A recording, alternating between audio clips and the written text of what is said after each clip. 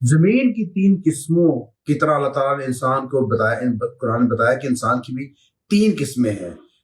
کیسی زمین کی تین قسمیں ہیں؟ اللہ تعالیٰ پانی کی مثال دے کے کہتے ہیں سورۃ البقرہ کی 18 اور 19 آیت میں۔ اللہ تعالیٰ کہتے ہیں کہ جب پانی پڑتا ہے پتھر پر بارش کا، تو اس پانی کا فائدہ اس زمین کو، جو پتھریلی زمین ہے، کوئی نہیں ہے، وہ اس کے اوپر سے گزر جاتا ہے۔ اور دوسری زمین وہ ہے جو پانی کو ہولڈ کر لیتی ہے، پانی کو بسا لیتی ہے اپنے اندر، اور اس پانی کا فائدہ یہ ہوتا ہے کہ اس سے گزرنے والے مسافروں کو، جانوروں کو، سب کو اس پانی کا فائدہ ہوتا ہے، استعمال کرتے ہیں۔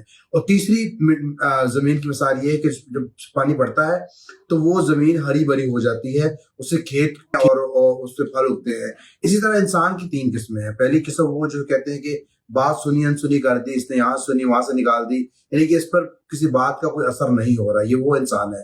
دوسرا انسان وہ ہے کہ جب بات سنتا ہے، سننے کے بعد بات کی تہہ تک جاتا ہے، اور بات سمجھنے کے بعد اس خود بھی فائدہ اٹھاتا ہے اور لوگوں کو بھی تبلیغ کرتا ہے، اچھی بات بتاتا ہے اس بات کی وجہ سے۔ اور تیسرا انسان وہ ہے جو بات سنتا ہے لیکن اس سے خود سمجھنے کے بعد پر عمل کرتا ہے، وہ ہے کہ جیسے اپنے اخلاق کو بہتر کرتا ہے، اپنے آپ کی بہتری کرتا ہے۔